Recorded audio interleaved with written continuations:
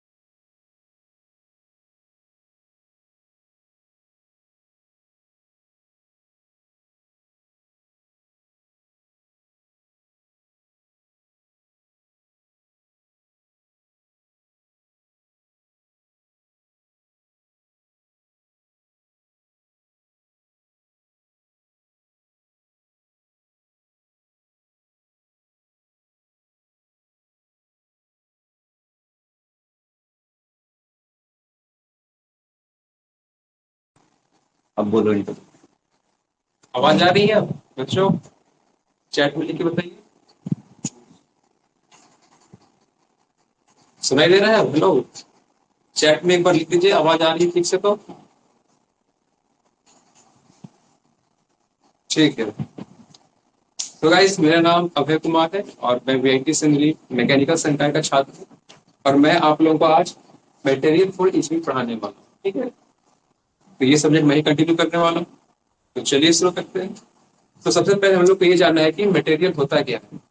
Basically हम लोग materials of for engineering पढ़ते क्यों हैं। ठीक है, ये सब सबसे पहले हम लोग को जानना है। तो जब भी हम लोग फ्यूचर में इंजीनियर बनेंगे, जैसे आप लोग अभी फर्स्ट ईयर हो, जब 3 साल के बाद जब आप लोग इंजीनियर बनोगे, तो वहां पर एक मटेरियल्स का बहुत ज्यादा इंपॉर्टेंट रोल है। जैसे कि हम लोग एक एग्जांपल लेके ले सकते हैं कि जैसे मान के चलिए, आप लोग देखे हो कि जो एरोप्लेन होता है, तो एरोप्लेन का जो बॉडी होता है वो एल्यूमिनियम का बनाया जाता है। ऐसा क्यों? वो स्टील का क्यों बनाया जाता है? तो ऐसे बहुत सारी चीज है जहाँ पर हम लोगों को मटेरियल्स का इस्तेमाल, मतलब कि हम लोग को जानना चाहिए होगा कि मटेरियल्स मतलब कौन सा मटेरियल अच्छा होगा यूज करने के लिए।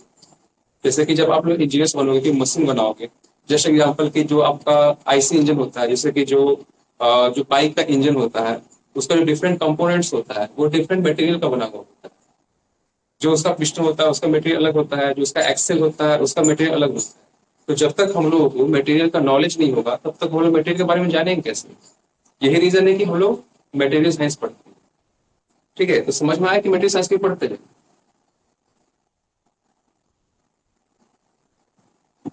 तो सबसे पहले एक बार चैट बताइए कि समझ में आया कि मटेरियल साइंस क्यों पढ़ रहे हैं हम लोग।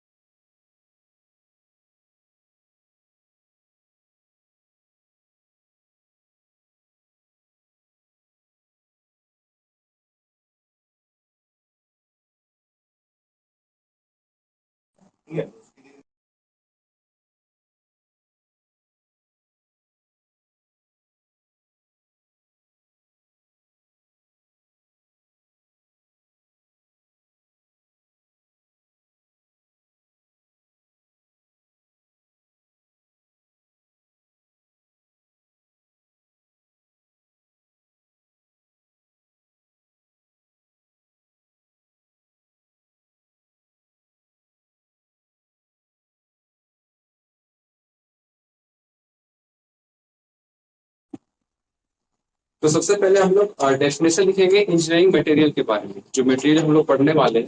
तो सबसे पहले हम लोग ये जानेंगे कि मटेरियल होता क्या है। मैंने तो आपको थ्योरेटिकली बता दिया कि मटेरियल क्या होता है, लेकिन इसको डेफिनेशन में कैसे लिखेंगे, या फिर जब एग्जाम आएगा तो उसमें जो क्वेश्चन आएंगे कि व्हाट इज इंजीनियरिंग मटेरियल, उसमें आप क्या लिखोगे। तो आप लोग भी मेरे साथ नोट्स बनाना शुरू कीजिए।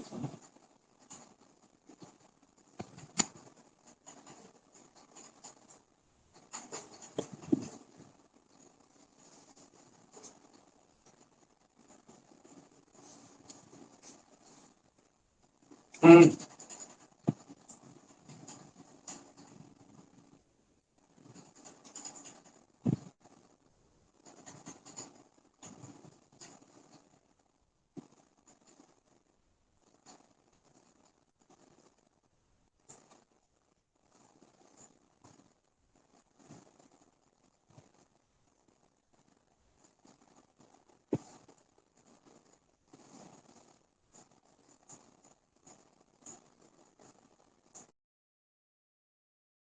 तो इंजीनियरिंग मटेरियल क्या है? This are the material,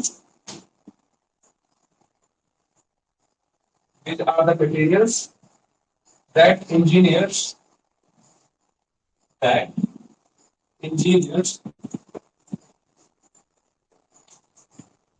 engineers choose to design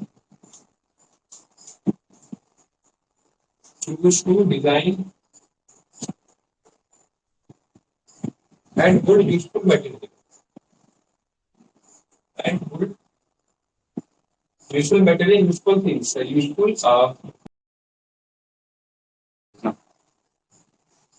useful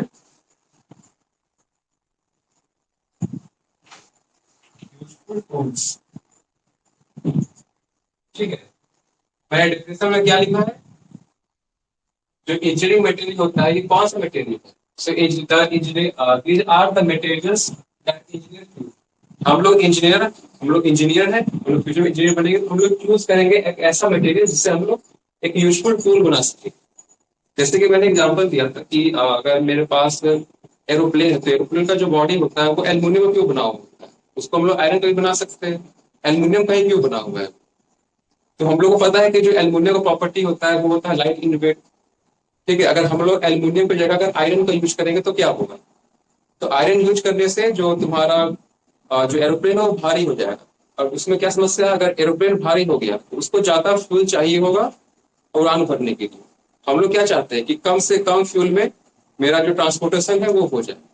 तो हम लोग इस चैप्टर की मदद से, बेसिकली इस सब्जेक्ट की मदद से, मटेरियल ऑफ इंजीनियरिंग की मदद से जानेंगे कि किसी भी एप्लीकेशन के लिए कौन सा मटेरियल सबसे अच्छा है।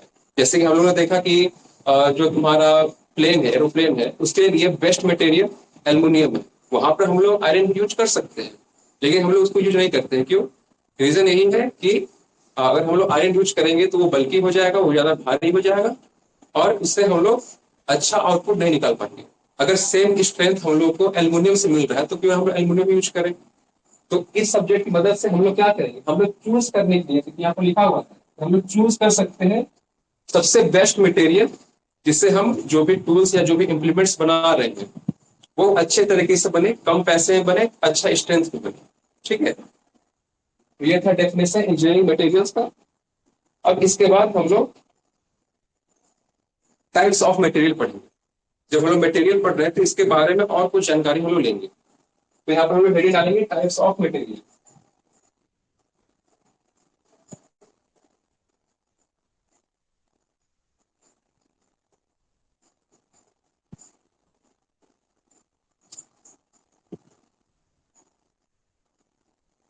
ठीक है, तो इंजीनियरिंग मटेरियल का बहुत सारा क्लासिफिकेशन होता है, लेकिन मेनली दो पार्ट में इंजीनियरिंग मटेरियल को डिवाइड किया जाता है। तो वो दो दो पार्ट क्या क्या है, तो पहले हम लोग यहाँ पर लिख लेते हैं इंजीनियरिंग मटेरियल्स।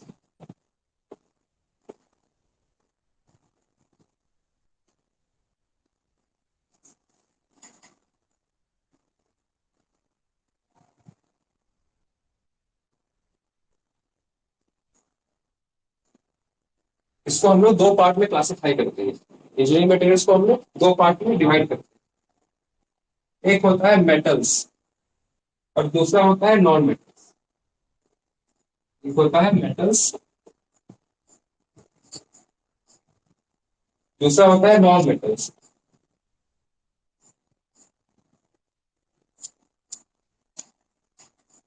हम लोग ऑलरेडी क्लास 10 में पढ़ चुके हैं कि मेटल्स क्या होता है, नॉन मेटल्स क्या होता है। ठीक है, तो मेटल्स क्या होता है, अगर हम इसकी फिजिकल प्रॉपर्टी की बात करें तो ये कैसा हो सकता है? तो मेटल्स जो होता है वो सॉलिड होता है, हार्ड होता है, उसमें लस्टर होता है, लस्टर ही चमक होता है। वही अगर हम नॉन मेटल्स की बात करें तो ये ब्रिटल इन नेचर होता है, यानी अगर इसमें हम लोग हथौड़े से मारेंगे तो ये टूट जाएगा। सेकेंड हम लोग क्या देखते हैं, चलिए यहाँ पर क्या हम लोग क्लास 10 पे डिस्कस नहीं करेंगे, यहाँ पर जो मेन क्लासिफिकेशन है वो उसके बारे में देखेंगे। तो मेटल्स को हम लोग इंजीनियरिंग मटेरियल से टर्म में दो और पार्ट में डिवाइड कर सकते हैं। पहला होता है फेरस मेटल्स, फेरस मटेरियल।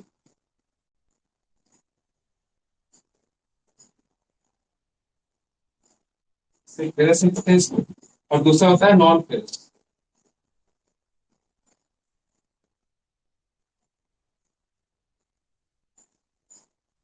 और नॉन मेटल को हम लोग फर्दर दो पार्ट में क्लासिफाई करते हैं।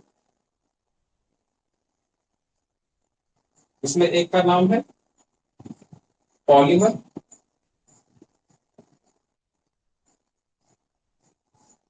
और दूसरे का नाम है सिरामिक्स।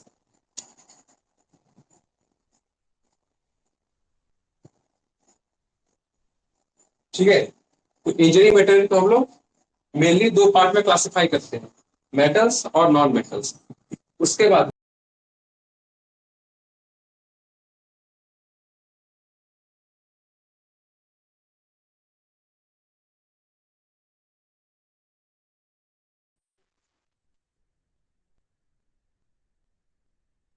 तो मेटल्स को हम लोग दो पार्ट में क्लासिफाई करते हैं, एक होता है फेरस, एक होता है नॉन फेरस। और नॉन मेटल को फिर दो पार्ट में क्लासिफाई करते हैं, एक होता है पॉलीमर, दूसरा होता है सिरामिक्स। हम लोग सबसे पहले जानना है कि फेरस मेटल्स क्या होता है। तो फेरस मेटल्स वो मेटल्स है जिसमें आयरन का कंपोजिशन होता है। फेरस मेटल्स वो मेटल्स है जिसमें आयरन का कंपोजिशन होता है। और नॉन फेरस मेटल्स वो मेटल्स है जिसमें आयरन नहीं होता है। ठीक है।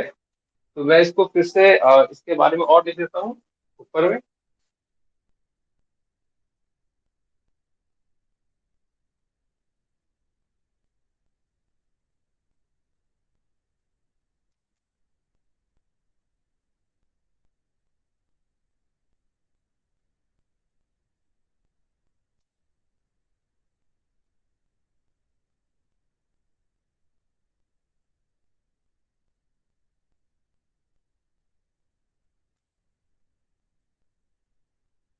तो फेरस मेटल्स का डेफिनेशन लिखेंगे कि फेरस मेटल क्या होता है। तो लिखेंगे it is the metals, it is the metals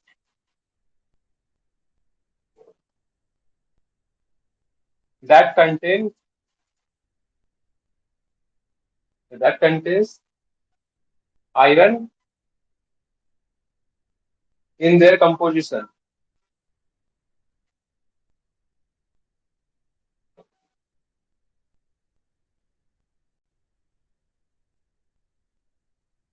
तो फेरस मेटल्स क्या है? फेरस मेटल्स वो मेटल्स है जिसमें आयरन का कंपोजिशन होता है। इसका एग्जांपल यहाँ पे एग्जांपल लिखिए।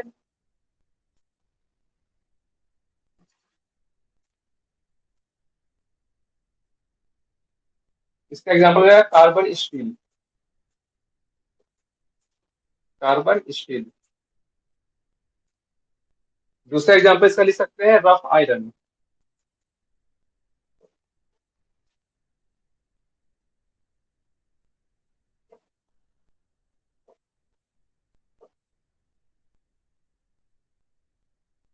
तीसरा लिख सकते हैं cast iron.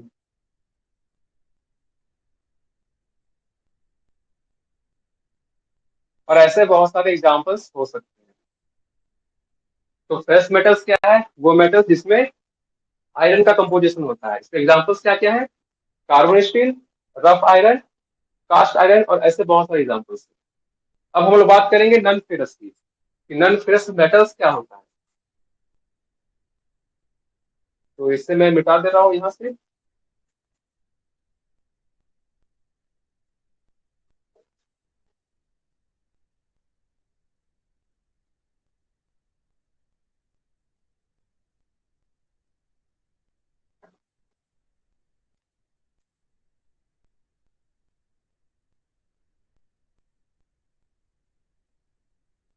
Non ferrous metals ये वो मेटल्स हैं जिनमें आयरन नहीं होता है। ये बेसिकली मेटल्स ही है लेकिन इनमें आयरन नहीं होता है।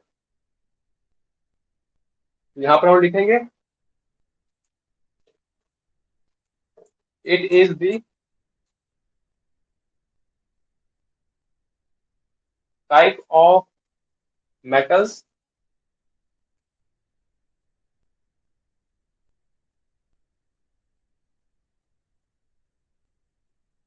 That that do not contain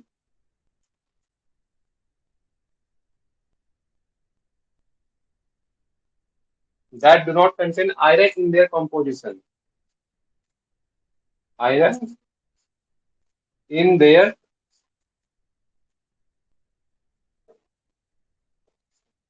composition. तो नॉन फेरस मेटल्स वो मेटल्स है जिनमें आयरन उनके कंपोजिशन पे नहीं होता है, उसमें आयरन मिला हुआ नहीं होता है। इसके एग्जांपल्स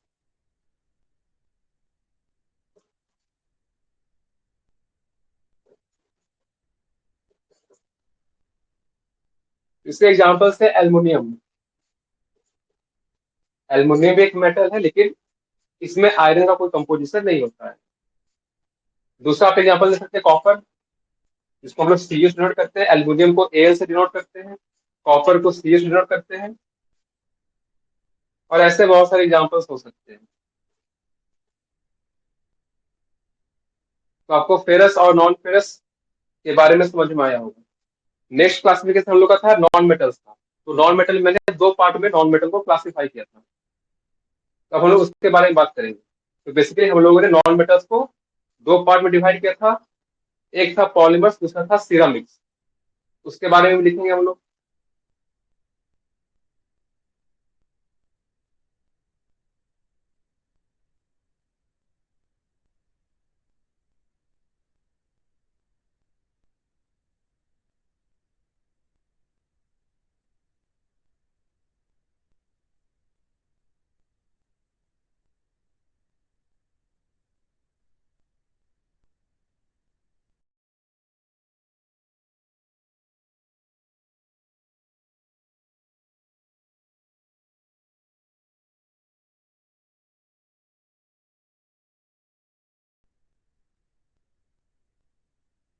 तो मैं इसे मिटा रहा हूँ, उसके बाद हम लोग नॉन मेटल्स के बारे में पढ़ेंगे।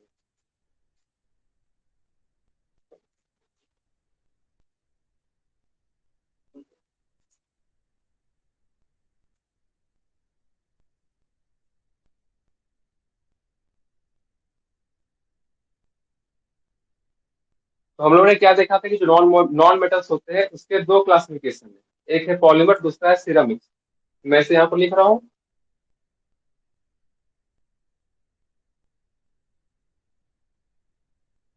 नॉन मेटल्स,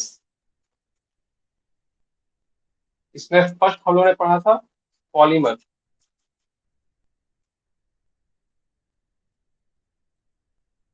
और दूसरा हमने पढ़ा था सिरामिक्स।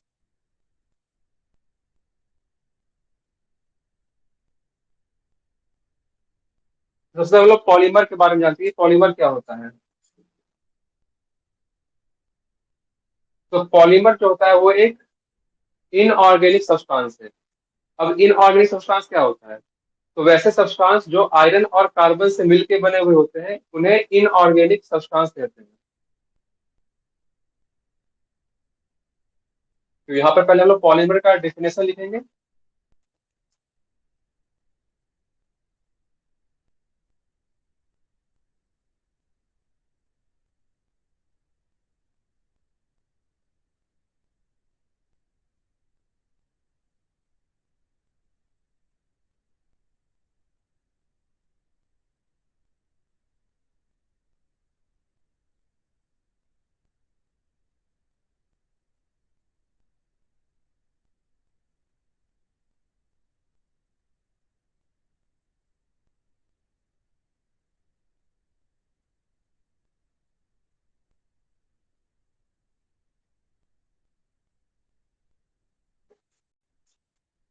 तो it is an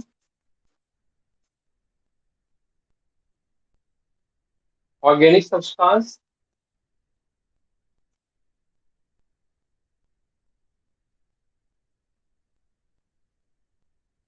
which is made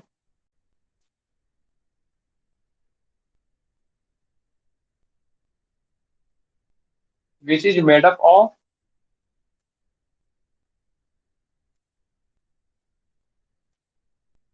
carbon and hydrogen.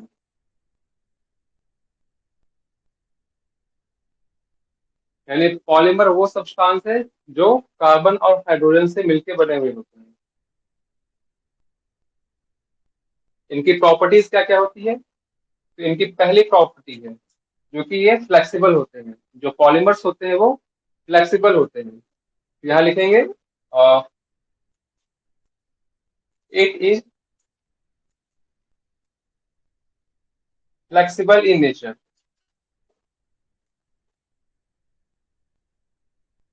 जो पॉलीमर्स होते हैं ये फ्लेक्सिबल होते हैं।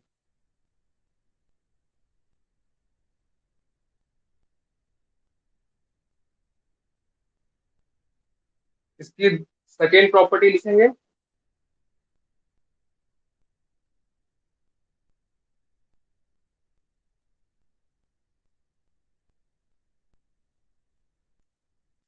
It is made up of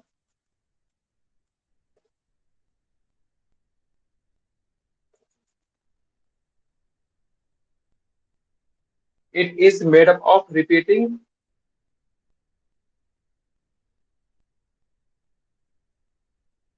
small unit of monomer. It is made up of repeating small unit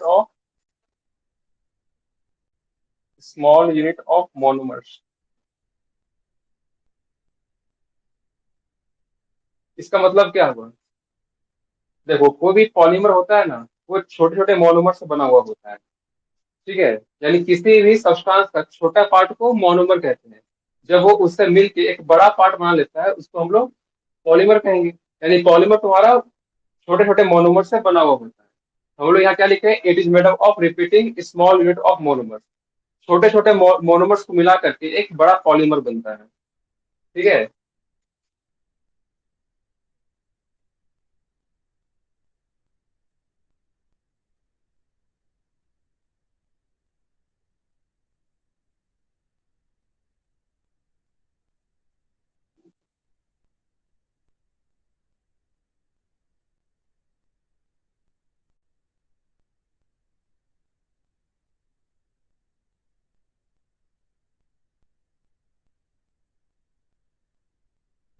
polymer का एक और प्रॉपर्टी होता है कि ये हीट करने पर ये सॉफ्ट हो जाता है। अगर हम लोग पॉलीमर को हीट करेंगे तो ये सॉफ्ट हो जाएगा। इसको लिख सकते हैं सॉफ्टन ऑन हीटिंग।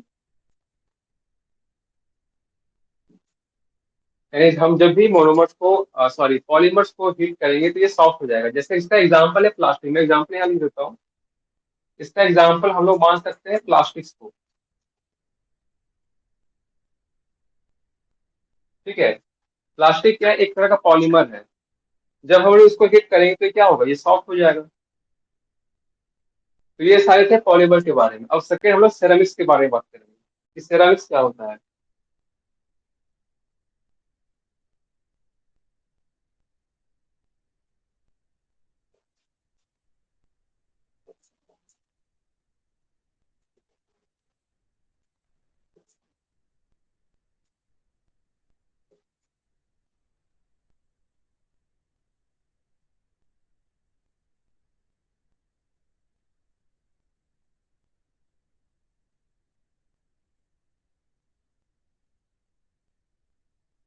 यहाँ हेडिंग डालते हैं सिरामिक्स।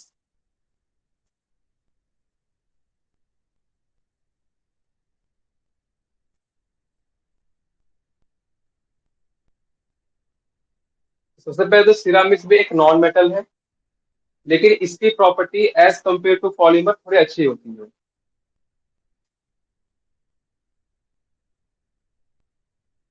तो यहाँ पर हम इसके बारे में लिखेंगे कि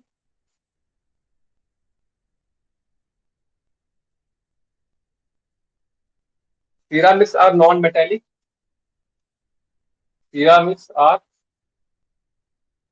non metallic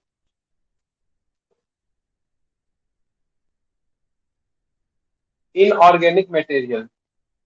inorganic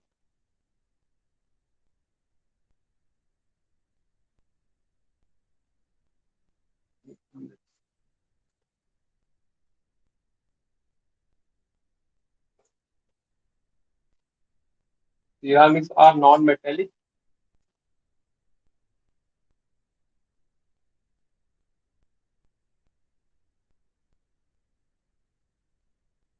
inorganic material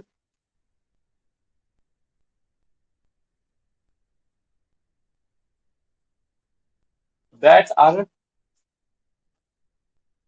that are baked at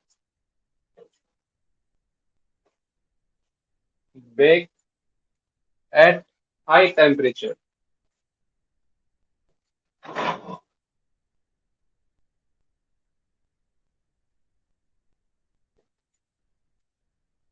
तो सिरामिक्स क्या है? सिरामिक्स एक नॉन मेटेलिक इनऑर्गेनिक मटेरियल है। अब इनऑर्गेनिक मटेरियल क्या होता है? तो इनऑर्गेनिक मटेरियल वो मटेरियल है जो हाइड्रोजन और कार्बन से मिलकर बने हुए नहीं होते हैं। मतलब इनऑर्गेनिक मटेरियल में इनऑर्गेनिक मटेरियल में हाइड्रोजन और कार्बन नहीं होते हैं। ठीक है। तो सिरामिक्स का किससे बना हुआ है? एक नॉन मेटेलिक मटेरियल, यानी इसमें हाइड्रोजन और कार्बन नहीं होंगे। और ये हाई टेम्परेचर में बेक होते हैं, यानी हाई टेम्परेचर से बनते हैं। क्योंकि ये हाई टेम्परेचर में बनते हैं, यानी सिरेमिक्स को बनाने के लिए हम लोगों को हाई टेम्परेचर देना होगा, इसलिए ये क्या होते हैं, ये हार्ड और स्ट्रांग होते हैं। तो यहाँ पर हम लोग आगे लिखते हैं, that are baked at high temperature, hence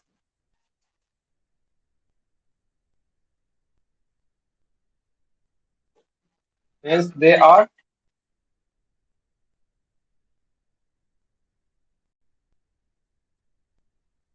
hard and strong. तो सिरामिक्स क्या है, सिरामिक्स एक नॉन मेटेलिक मटेरियल है जो कि इनऑर्गेनिक है, और ये हाई टेम्परेचर पर बनता है, इसलिए ये हार्ड और स्ट्रांग होता है। अब इसके कुछ कुछ प्रॉपर्टीज है, कुछ कुछ फीचर्स हम लोग कह सकते हैं, ठीक है, जिसमें पहला फीचर है हमारा, जिसमें हम लोग पहला फीचर लिखेंगे, ये ब्रिटल होते हैं, they are ब्रिटल्स।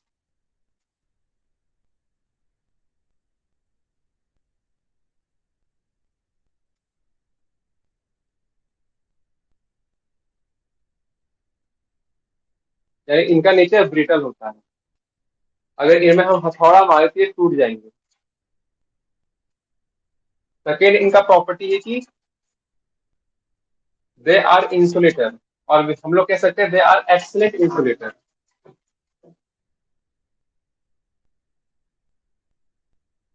They are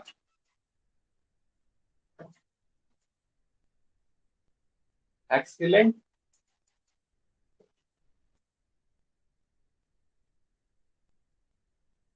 insulator. Insulator मतलब क्या है, ऐसे मटेरियल जो इलेक्ट्रिसिटी को कंडक्ट नहीं करते हैं उन्हें इंसुलेटर कहते हैं। तीसरा इसका प्रॉपर्टीज कह सकते हैं, प्रॉपर्टीज होता है that they are resistance to temperature.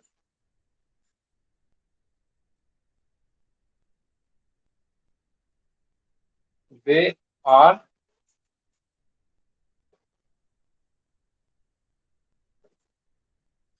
Resistance to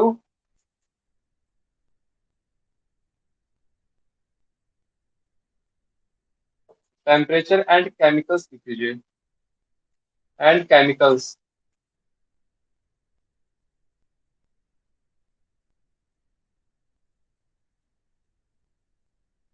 यानी सिरामिक्स के ऊपर हाई टेम्परेचर का कोई खास इफेक्ट पड़ता नहीं है, और ये टेम्परेचर को भी रजिस्ट कर सकते हैं, टेम्परेचर से भी ये सुरक्षित रह सकते हैं, सॉरी केमिकल से भी ये सुरक्षित रह सकते हैं। इससे कुछ कुछ एग्जांपल्स मैं यहाँ लिख रहा हूँ। इसके एग्जांपल्स है ग्लास,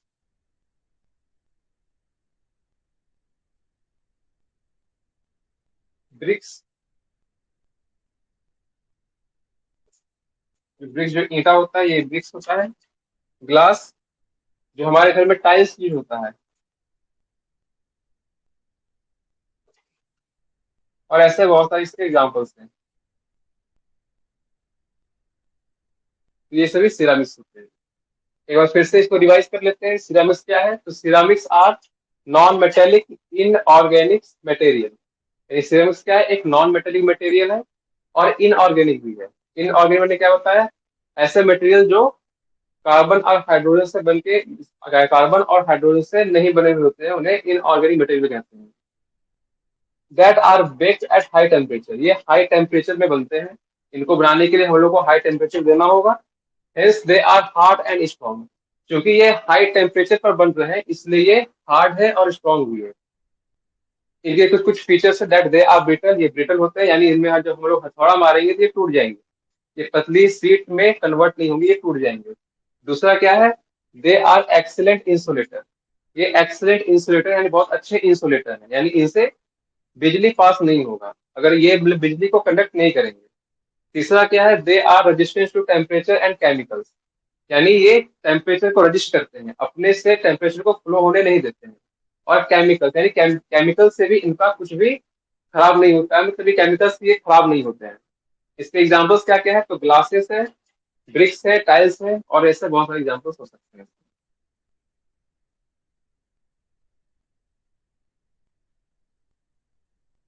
चलिए मैं इसको मिटा रहा हूँ। हाँ,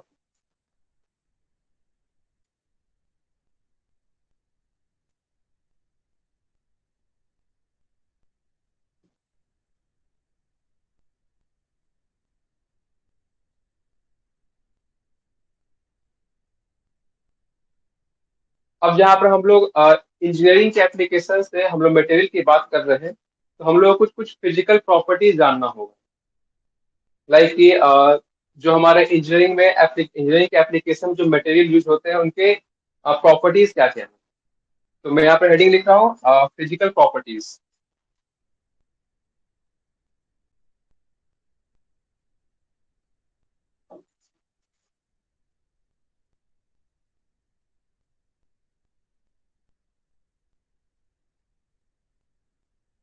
या फिजिकल प्रॉपर्टीज ऑफ मटेरियल्स।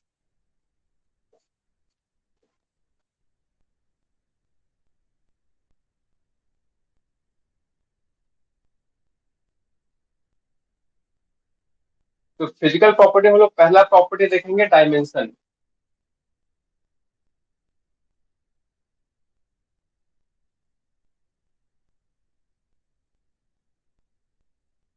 अब डायमेंशन क्या होता है? तो किसी मटेरियल की लेंथ, विड्थ और हाइट को हम लोग डायमेंशन कहते हैं। जैसे कि मान लीजिए कि हमारे पास एक मटेरियल है जो कि एक क्यूब शेप का है। हमारे पास एक मटेरियल जिसका शेप एक क्यूब के जैसा है, कुछ इस प्रकार से। तो इसकी जो लेंथ होगी, ये मान लो इसकी लेंथ है, ये एल है। इसकी जो विड्थ होगी, ये इसकी विड्थ है, ये मान लीजिए बी है। और इसकी जो हाइट होगी, इसकी जो हाइट होगी, ये मान के चलिए इसकी हाइट है जो एच है। इन्हीं को हम लोग डायमेंशन कहेंगे। तो इसका डेफिनेशन लिखते हैं कि डायमेंशन क्या होता है। तो यहां से आप लोग लिखिएगा,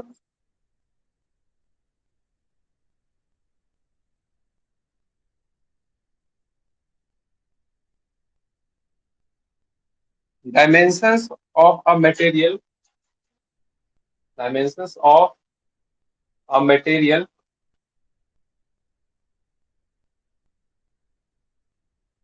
imply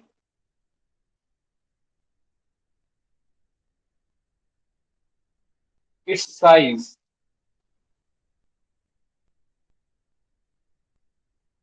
dimension, dimensions of a material implies its size। ये डायमेंशन क्या बताता है? इसके साइज के बारे में बताता है। जैसे हम लोग ब्रैकेट में लिख सकते हैं इसको, जैसे लेंथ हो गया, विड्थ हो गया, हाइट हो गया। अगर मेरा जो मटेरियल है वो एक क्यूब के शेप में ना हो करके एक सिलेंड्रिकल का शेप में, कुछ ऐसा शेप में है, तो इसका जो डायमीटर होगा, ये जो डायमीटर है, ये भी इसका डायमेंशन ही कहलाएगा।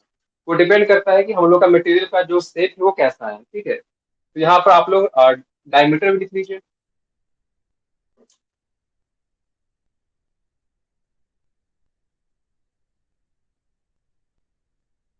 तो डायमेंशन क्या है? डायमेंशन किसी मटेरियल का एक फिजिकल प्रॉपर्टी है जिसमें हम लोग किसी भी मटेरियल का लेंथ, विड्थ, हाइट, उसका डायमीटर, यानी उसकी जो फिजिकल प्रॉपर्टी है, उसके जो इसका जो शेप होता है, उसका जो स्ट्रक्चर होता है, उसके बारे में हम लोग उसका मेजरमेंट करते हैं सिंपली।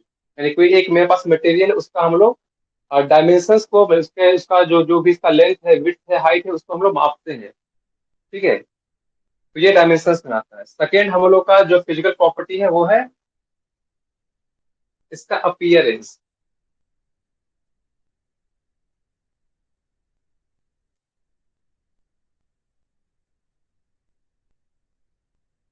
अपीयरेंस, अपीयरेंस मतलब ये दिखता कैसा है। जैसे आप लोगों ने क्लास 10 में पढ़ा हुआ है कि जो हम लोग का मेटल्स होता है वो हल्का सिल्वर रंग का होता है या हल्का गोल्डन रंग का होता है। जबकि जो नॉन मेटल्स होता है वो कैसा होता है? तो वो कलरफुल होता है। तो अपीयरेंस से भी हम लोग पहचानते हैं कि ये मटेरियल कैसा है, किसी एप्लीकेशन का है या नहीं, ठीक है। तो इसके बारे में भी हम लोग लिखते हैं।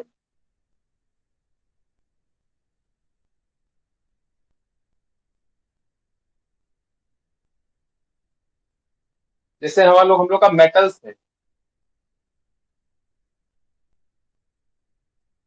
तो मेटल्स का अपीयरेंस कैसा होगा। मेटल्स में एक एग्जांपल ले लेते हैं हम लोग एल्युमिनियम का। एल्युमिनियम कैसा दिखता है। एल्युमिनियम हम लोग को हल्का सिल्वर रंग का दिखता है, ठीक है। तो aluminium appears as a silvery white.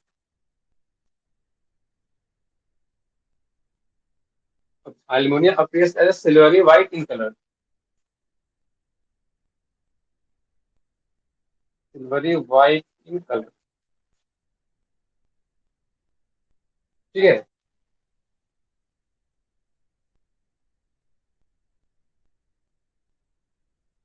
वही हम लोग एक नॉन मेटल्स की बात करें, लाइक नॉन मेटल जैसे हम लोग अ, कोयले की बात कर लेते हैं, या कार्बन की बात कर लेते हैं। ये कैसा पेयर होता है, ये कैसा दिखता है। तो ये ब्लैक इन कलर दिखता है, ये काला दिखता है। ये कैसा पेयर होता है, ब्लैक इन कलर, ठीक है। तो सेकेंड फिजिकल प्रॉपर्टी क्या है, अपीयरेंस। किसी भी मटेरियल को हम लोग उसके अपीयरेंस से पहचान सकते हैं। जो मेटल्स होता है जनरली वो सिल्वर या हल्का येलो कलर का होता है। वही जो मेरा नॉन मेटल्स है वो डिफरेंट कलर के रेंज में आता है, ठीक है। बहुत सारे अलग अलग कलर में वो आता है।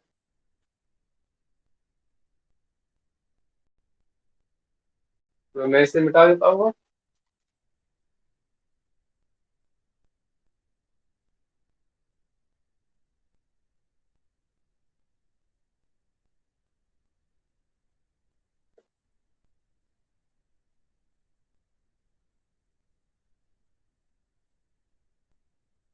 तीसरा होता है डेंसिटी। जो फिजिकल प्रॉपर्टी का तीसरा पॉइंट है वो है डेंसिटी।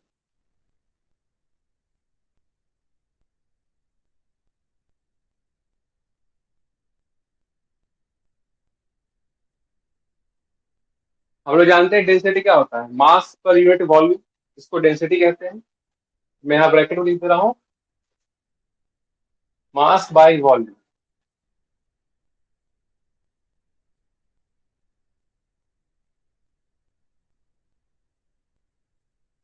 तो जनरली जो मेटल्स होता है उसका डेंसिटी क्या होता है, हाई होता है। और जो नॉन मेटल्स होता है उसका डेंसिटी लो होता है। इसको लोग ऐसे लिख सकते हैं, इट इज डिफाइंड एज, पहले इसका डेफिनेशन लिख लेते हैं। It is defined as the ratio of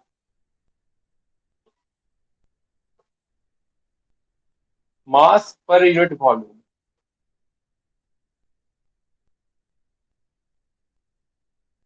तो डेंसिटी क्या है, ये रेशियो है किसका, मास और वॉल्यूम का जो रेशियो होता है उसको हम लोग डेंसिटी कहते हैं। बेसिकली जो हम लोग का मेटल्स होता है,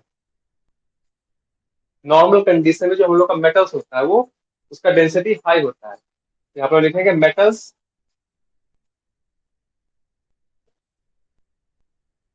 हैव जनरली,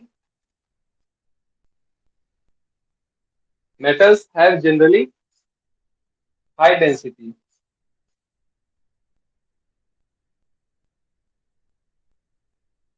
ठीक है।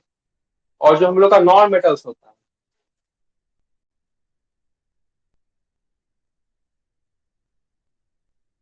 नॉन मेटल्स हैव जनरली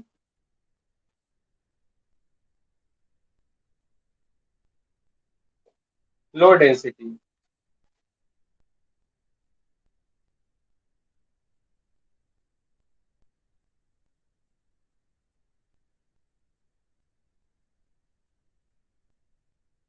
ये हम लोग को हुआ तीसरा प्रॉपर्टी। नेक्स्ट प्रॉपर्टी की बात करते हैं। तो चौथा प्रॉपर्टी की हम लोग बात करेंगे तो उसमें आता है melting point.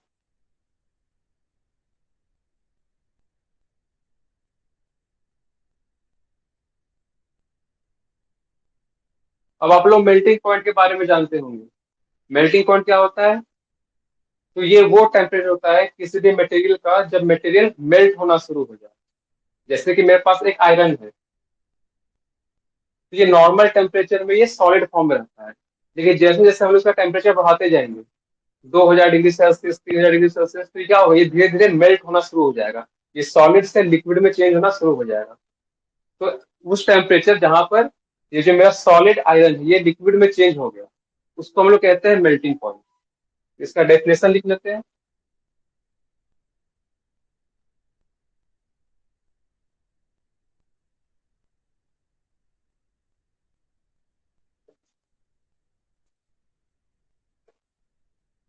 Melting point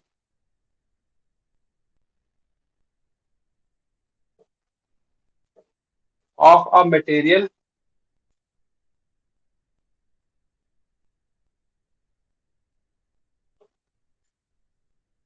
is the temperature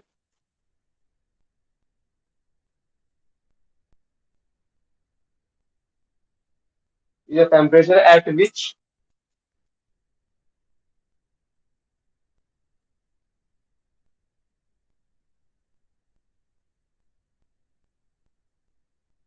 the solid metals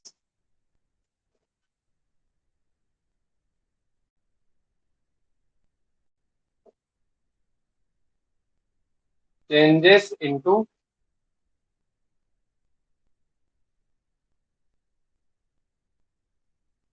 molten state। तो मेल्टिंग क्या पॉइंट क्या होता है? मेल्टिंग पॉइंट होता है, melting point of a material is the temperature at which solid metal changes into मॉल्टन state. यानी ये ऐसा टेम्परेचर जहां पर जो मेरा सॉलिड मटेरियल है वो लिक्विड फॉर्म में चेंज हो जाता है, इसको हम लोग मेल्टिंग पॉइंट कहते हैं।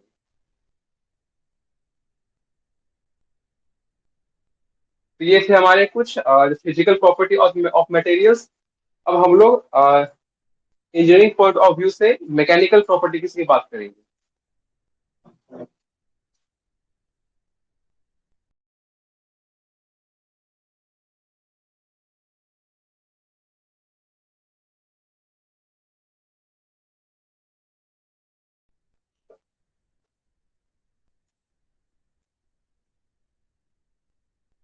तो हमारा जो नेक्स्ट प्रॉपर्टी है उसको हम लोग कहते हैं mechanical property. Engineering point of view से ये मैकेनिकल प्रॉपर्टी हम लोग के लिए सबसे ज्यादा इंपॉर्टेंट होता है।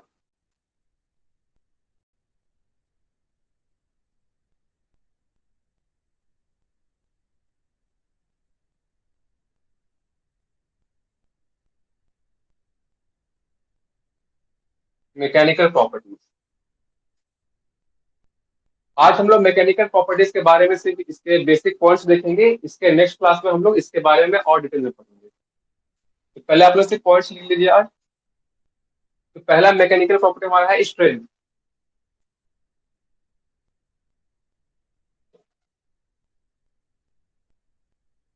दूसरा हमारा मैकेनिकल प्रॉपर्टी है जिसको हम लोग कहते हैं स्टीफनेस।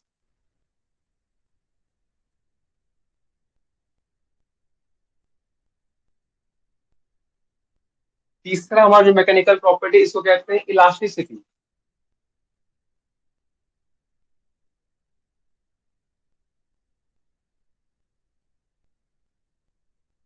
चौथा हमारा जो मैकेनिकल प्रॉपर्टी इसको कहते हैं डक्टिलिटी।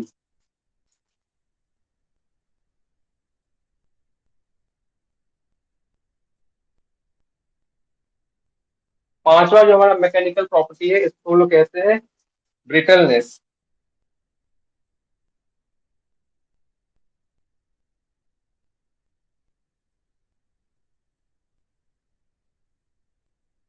जो छठा प्रॉपर्टी है इसको हम लोग कहेंगे मैलेबिलिटी।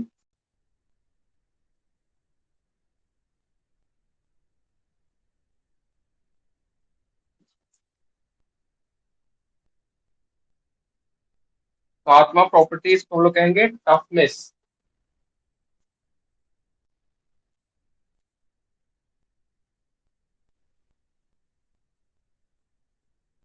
आठवां जो प्रॉपर्टी इसको हम लोग कहेंगे हार्डनेस।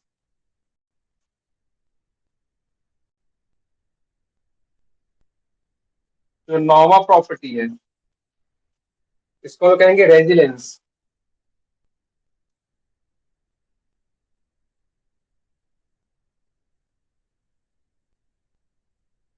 और जो लास्ट प्रॉपर्टी हम लोग पढ़ेंगे 10वां, उसे हम लोग कहेंगे मशीनेबिलिटी।